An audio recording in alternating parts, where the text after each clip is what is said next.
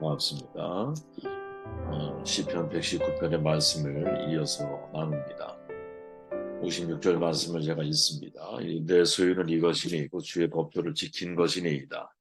말씀을 지킨 것만이 소유가 된다라는 제목으로 말씀을 함께 나누고 있습니다. 오늘은 그 세 번째 시간이에요. 가장 중요한 말씀이죠. 오늘의 말씀이. 시인은 하나님의 말씀을 지킨 것만이 나의 소유라고 고백을 하죠. 저는 개인적으로 119편에서 가장 핵심 구조를 꼽으라면 저는 이 구조를 선택하고 싶어요. 인생을 살면서 나의 소유로 내어놓을 것이 있다면 오직 하나님의 말씀을 지켜온 삶, 이거밖에 없지 않을까? 그런 생각을 하는 거죠. 누구나 다 알죠. 본래 인생이라고 하는 것은 빈손으로 왔다가 빈손으로 가는 거예요. 통장에 아무리 돈이 많으면 무엇 하겠습니까? 내가 돈과 권력과 힘을 행사하며 살아왔다 할지라도 마지막 순간 남은 게 무엇이 있겠습니까? 주님의 말씀처럼 부자가 오늘 너의 생명을 취하면 네가 가지고 있고 짓고자 하는 창고가 무슨 의미가 있겠습니까? 그죠? 그때 우리의 소유가 될 수 있는 것이 무엇이 있을까? 이 질문을 사실 우리는 던져야 한다고 생각을 하고 십자가 마지막 길에 가기 전에 예수께서 하신 말씀을 기억을 해야 되죠. 요한복음 17장 6절에 보니까 세상 중에서 내게 주신 사람들에게 내가 아버지의 이름을 나타내었나이다. 그들은 아버지의 것이었는데 내게 주셨으며 그들은 아버지의 말씀을 지키었나이다. 이 땅에서의 사역을 마무리하시면서 예수님이 주목하신 게 하나 있죠. 그게 뭡니까? 아버지의 말씀을 지킨 사람들이라는 거예요. 그죠? 저는 우리 그리스도인들이 인생을 살아가며 정말 지혜롭게 살며 살아가기를 원한다면 내가 하나님 앞에 내어놓을 수 있는 것이 뭘까? 즉, 내가 진정으로 소유할 수 있는 것이 뭘까? 그것은 내 인생을 통해 말씀을 지킨 것만이 나의 소유가 될 수 있다라는 사실을 기억하는 것이죠. 1절, 2절의 말씀을 보니까 행위가 온전하여 여호와의 율법을 따라 행하는 자들은 복이 있으며 여호와의 증거들을 지키고 전심으로 여호와를 구하는 자는 복이 있도다. 저는 여러분 이렇게 이제 이 119편 속에서 하나님 말씀을 지킨 것이 정말 나의 소유가 된다면 시인이 119편을 통해서 우리에게 전하고자 하는 하나님 말씀을 지키는 것이 뭘까? 이 질문을 가지고 말씀을 다시 묵상을 해보면 우리가 반드시 지켜야 할 것들이 있다라는 사실을 깨닫게 된다는 거예요. 인생을 살면서 여러분 행복을 추구한다라는 것 인간의 본능에 속하죠. 누구나 행복한 삶을 기대해요. 여러분 행복이 아니라 불행하게 살기 원하는 사람 우리 가운데 있을까요? 없어요. 왜? 불행에서는 이상하게도 삶의 의미와 가치를 발견하기가 쉽지가 않기 때문이죠. 근데 시인은 말합니다. 여호와의 말씀을 따라 행하는 자, 전심으로 말씀을 구하는 자, 그 사람이 복이 있습니다. 이렇게 선언을 하죠. 이때의 복 속에는 행복이라는 의미도 포함되어져 있는 거거든요. 사실은 세상의 기준으로 놓고 볼 때 이해할 수 없는 말입니다. 왜 행복은 내가 원하는 것을 얻는 것이고 따라서 내가 원하는 것을 얻지 못할 경우에 불행이라고 생각하는데 과연 이 생각이 옳을까? 지난날 돌아보면 내가 진정 행복이 어디에 있을까? 사실은 저도 마찬가지였지만 예전에 자유를 추구하는 것이 진짜 행복이 아닐까? 이렇게 생각할 때가 있었어요. 이 세상의 모든 문화들은 자신의 자유를 표현하는 것을 취약을 하죠. 어떤 이는 예술을 통해서, 어떤 이는 권력과 힘을 통해서. 그들의 목표점은 동일합니다. 모두가 다 프리덤, 자유를 추구하는 거예요. 자유를 통해서 원하는 것을 얻을 수 있고 또 얻기를 희망하는 것이죠. 사실은 그래서 인간은 불행한 거거든요. 왜? 오늘 성경이 우리에게 말하고 있는 것은 여호와의 말씀을 따라 행하는 자, 그 속에 진짜 복이 있다, 행복이 있다 이렇게 말하거든요. 우리가 자유를 왜 추구하느냐? 자유를 추구하면 원하는 일을 이룰 수 있다고 생각하기 때문일 거야.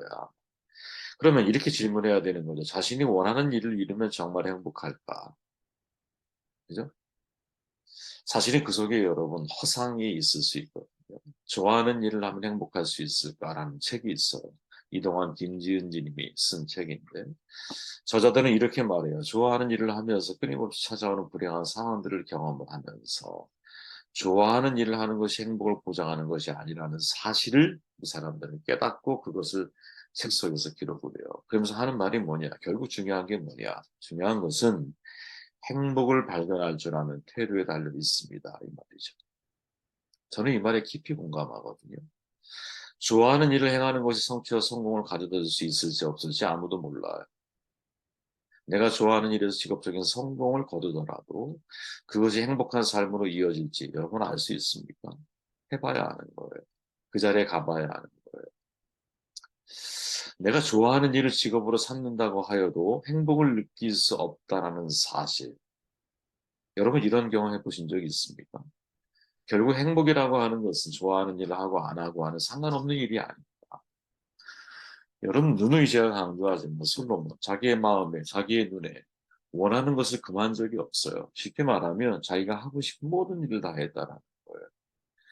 근데 그것을 경험했건만 왜 마지막 순간에 헤벨 즉 허무함을 고백하고 있을까? 인간이란 여러분 이런 삶의 순환들이 끊임없이 반복되어지는 것이 아닐까 하는 생각을 하게 되거든요.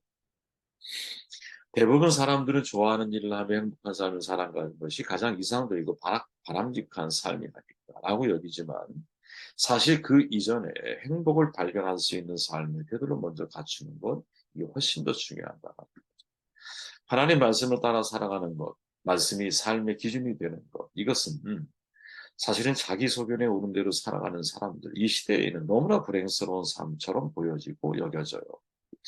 자신의 삶을 자유를 추구하는 사람들에게는 삶의 절대적인 기준을 지키며 살아간다는 것은 굉장히 불편한 일이거든요. 그런 점에서 자기 소견에 오른 대로 살아가려고 하는 현대인들에게 하나님의 말씀을 따라 순종하는 것, 이건 시대 최고적인 말씀처럼 느껴지죠. 유행을 모르면 바보처럼 느껴지잖아요. 세상이 요구하는 삶의 패턴을 거슬러서 정반대의 삶을 살아간다는 것은 마치 바보 같거든요. 그래서 말씀 순종하는 것이 행복한 삶이라고 받아들이는 것이 사람들에게는 쉽지가 않은 거예요. 성경에 소개된 하나님 여러분 언제나 인간의 행복을 원하시죠. 솔로몬이 말하잖아요. 전도서에서. 그가 비록 천년의 갑절을 산다 할지라도 천년의 갑절이면 2000년일 거야. 행복을 보지 못하면 마침내 다 한 곳으로 돌아가는 것뿐이 아니냐. 인생을 살면서 단 한 번도 행복을 경험해 보지 못하고 죽음을 맞이한다면 얼마나 허무하겠느냐. 이렇게 말하는 거죠. 그리고 이 말에 동의가 된다면 모세의 말을 떠올려야 할 거예요. 모세가 말하죠. 내가 오늘날 내 행복을 위하여 내가 망하는 여호와의 명령과 규례를 지킬 것이 아니다. 모세는 인간이 행복해질 수 있는 비결을 하나님의 말씀을 지키는 것에 달려 있다라고 단언을 하죠. 그리고 거의 끝부분에 가서 뭐라고 말하느냐? 이스라엘이여 너는 행복한 사람이로다. 여호와의 구원을 너같이 얻은 백성이 누구냐? 그는 너를 돕는 방패시요 내 영광의 칼이시로다. 내 대적이 내게 복종하리니 내가 그들의 높은 것을 밟으리로다. 모든 성도들 이스라엘은 모든 그리스도인들을 가리킨다고 확대 해석할 수 있잖아요. 성도들은 행복한 사람이다 이렇게 말하죠. 이 모세의 두 증언을 연결해 보면 이러는 거예요. 성도라는 존재 자체, 성도로서 하나님의 말씀을 지키는 바로 그 자리가 행복한 자리라는 거죠. 아까 제가 말씀드렸죠. 행복을 발견하는 삶의 태도가 정말 중요한데 진짜 행복이 어딜까? 행복한 자리가 어떠한 자리일까? 내가 성도의 자리가 행복한 것이고요. 그 자리에서 하나님의 규례와 말씀과 율례, 율법을 지키는 것이 진짜 행복한 삶의 자리라는 이 삶의 태도를 저와 여러분들이 가질 수 있겠느냐. 그리스도인이라는 자리가 행복한 자리이거든요. 행복을 발견하는 태도가 달라져야 한다. 우리는 알죠. 에덴 동산에 머무르는 것 자체가 행복이라는 것. 그러나 최초의 인간은 그 속에서 선악과 하나님이 하지 말라고 하는 말씀을 벗어난 길을 보는 것을 행복한 거라고 착각을 해요. 그죠? 하나님의 자녀가 된 자리가 행복이지만 사실은 그 속에서 자신의 자유를 추구하며 사는 것이 행복한 것이 아닐까라고 인간은 착각을 하는 거죠. 그래서 우리의 눈에는 세상의 돈, 권력, 명예가 주목이 되는 거예요. 보암직하고 먹음직하고 지혜롭게 할 만큼 탐스럽기까지 한 거예요. 그것을 얻으면 행복해질 수 있다라고 착각을 하죠. 그래서 목숨을 걸고 그것을 얻기 위해 노력을 해요. 그래서 인간은 불행해져요. 아버지의 유산을 미리 받아서 자기 마음대로 살아보면 행복할 거라고 생각을 했겠지. 그러나 살아보고 나니까 아버지의 집에 머물러 있는 것이 행복한 삶이었다는 것을 탕자가 비로소 깨닫는 거예요. 이것을 우리가 지금 깨달아야 한다. 마태복음 5장 산상수훈을 소개하잖아요. 예수님께서 복에 관한 말씀을 전하세요. 여러분 팔복을 영어로 뭐라고 정의하는지 혹시 아십니까? be attitude라고 그래요. 워드 플레이를 해보면 be 플러스 attitude가 담겨 있는 거죠. 다시 말하면 어떤 태도의 사람이 되는 것. 이게 진짜 복 있는 사람이라. 태도가 변하지 않으면 복을 알 수가 없어. 행복을 발견할 수 있는 삶의 태도가 중요하다고 작가들이 말했던 것처럼 복은 내가 태도의 변화에서부터 시작이 되어지는 거고. 엄밀히 말하면 여러분 행복과 복은 다르죠. 저도 알아요. 여러분도 알고 있어. 행복, 해피니스, 환경과 조건에 따라 달라지는 내용이지만 복, 블레싱, 하나님으로부터 주어지는 거라는 점에서 차이가 있어요. 사람들은 자기들이 바라고 원하는 일이 이루어지면 행복해해요. 원치 않는 질병 사고를 만나면 불행을 느껴요. 하지만 성경이 말하는 복은 그와는 완전히 질적으로 달라요. 성경이 말하는 복은 하나님으로부터 주어지는 거예요. 하나님께서 우리에게 주시고자 하는 복이 뭘까? 어떤 태도의 사람이 되는 것이죠. 그죠? 어떤 태도의 사람이 되는 것. 심령이 가난한 사람이 되는 것. 애통하는 사람이 되는 것. 온유한 사람이 되는 것. 의에 줄이고 목마른 사람이 되는 것. 긍휼히 여기는 사람이 되는 것. 마음이 청결한 사람이 되는 것. 평화를 만들기 원하는 사람이 되는 것. 의를 위해서, 정의를 위해서, 공의를 위해서 박해를 받는 사람이 되는 것. 이게 하나님이 말씀하시는 복의 핵심인 거죠. 그죠? 이런 태도를 가지고 인생을 살아가는 게 진짜 복된 사람이다. 그리고 사실은 그 속에 무엇이 있어요? 행복이 있는 거죠. 근데 우리는 행복의 뿌리를 자꾸 무엇?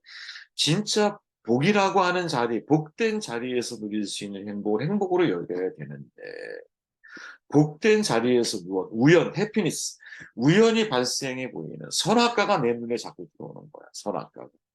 그래서 불행을 향해 달려나가는 거지. 인간의 행복을 추구해.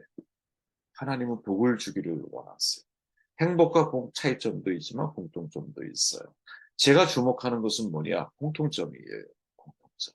그게 뭐냐? 태도에 달려있다는 거지. 태도가 중요하다는 거지. 이런 태도의 사람이 되어지는 것이 정말 중요하다는 거지. 행복을 발견하는 삶의 태도가 중요하듯이 복이라고 하는 것은 비애티튜드인 거야. 내가 이런 태도를 가지고 삶을 살아가려고 하는 사람이 될 때 진짜 그 속에 행복이 있는 거죠. 여러분, 세상이 말하는 행복을 주목하지 마세요. 하나님이 우리에게 주기고 원하시는 행복의 행복이 무엇이고 진짜 복이 무엇인지에 주목하는 우리가 되는 것이 중요하지 않겠어요. 자, 여러분 시인 가운데 시편 가운데서 복을 말할 때 시편 1편이 출발 자체를 복으로 말하죠. 그죠? 복이 있는 사람은 이렇게 시작을 하니까. 복이 있는 사람은 뭐예요? 그가 하는 모든 일들이 다 형통한다. 이렇게 말해요. 왜 형통할까? 하나님의 말씀을 즐거워하여 가까이 하고 그 말씀을 품고 살기 때문이죠. 그 결과 악인들의 꾀를 따르지 않고 죄인들의 길에 서지 않고 오만한 자들의 자리에 앉지 않아요. 시인은 또 말하죠. 여호와의 율법을 그는 즐거워해서 그 율법을 주하러 묵상하기 때문에 그 사람의 삶이 형통하는 거죠. 율법을 토라라 그러잖아요, 여러분. 근데 이 토라의 의미 속에는 가리킨다라는 뜻을 가지고 있어요. 그럼 뭘 가리킬까요? 도대체 뭘 가리킨다고 말하는 걸까요? 이게 우리 인간의 입장, 사람의 입장에서 놓고 볼 때는 이게 행복을 가리키는 거예요. 하나님의 입장에서 우리에게 주시려고 하는 것은 복을 가리키는 걸 거예요. 하나님은 여러분 사람이 행복하기를 원하죠.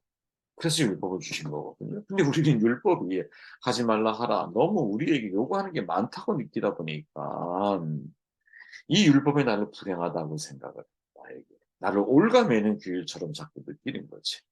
그런데 하나님이 이 율법을 통해서 가리키는 것은 뭐냐? 복과 나아가서 행복인 거예요. 여러분. 복과 행복인 거예요. 하나님. 내가 율법을 지키면 늘 말씀드리지만 말씀을 지키면 하나님 앞에 유익한 게 뭐예요? 하나님께 유익한 게 뭐예요? 하나님이 어딜 쓸 수 있는 어드밴티지가 도대체 뭡니까? 없어요. 사실은. 이 말씀을 지키면 정말 유익한 건 누구냐? 우리 자신인 거야. 내 삶이 형통해지는 거. 역사서를 통해서 하나님이 우리에게 끊임없이 말하는 게 뭐예요? 이스라엘 백성들이 하나님 말씀에 따라 살 때 형통했고 말씀을 거역했더니 그들이 망했다. 이 말이죠.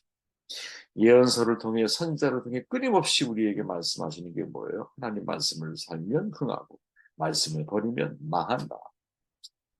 지혜서를 통해서 끊임없이 우리에게 말하는 게 뭐예요? 하나님을 경외하는 것이 지혜의 근본이다. 하나님을 아는 것이 명철이다. 하나님을 알고 하나님을 경외하고 하나님 말씀을 가까이 하고 그 말씀을 따라 살아가는 것이 지혜다. 끊임없이 시편을 통해 말씀하시는 게 뭐예요? 하나님께서 의인의 길을 인정하신다. 그럼 의인이 누구냐? 의인이 누구냐 말이에요. 그렇지? 하나님 말씀을 가까이 하고 그 말씀을 따라 살아가는 사람. 그가 바로 의인이다. 그는 필경 혹시 뭐랄까 그 사망의 음침한 골짜기를 다니게 될지라도 그 사람은 하나님께서 그 영혼을 지키시고 그 영혼을 붙들어서 그 영혼을 세우신다. 그러나 하나님 말씀을 떠나 제멋대로 인생을 살아가는 사람은 바람에 나는 겨와 같다. 남는 것이 없는 인생을 살아가게 됩니다. 여러분 끊임없이 이 말씀이 성경에서 우리에게 소개되고 있는 거 아니에요? 제가 이렇게 두루뭉실하게 말씀을 드렸지만 역사서, 예언서, 지혜서, 우리 시편 같은 말씀들 끊임없이 우리에게 전하고자 하는 메시지가 뭡니까? 하나님 말씀을 지키는 것, 그 속에 복이 있고 행복이 있다. 그래서 그것만이 여러분의 소유가 되는 거예요. 그렇지 않을까요? 그것만이 내 소유가 되는 거지. 그것만. 이 은혜가 있는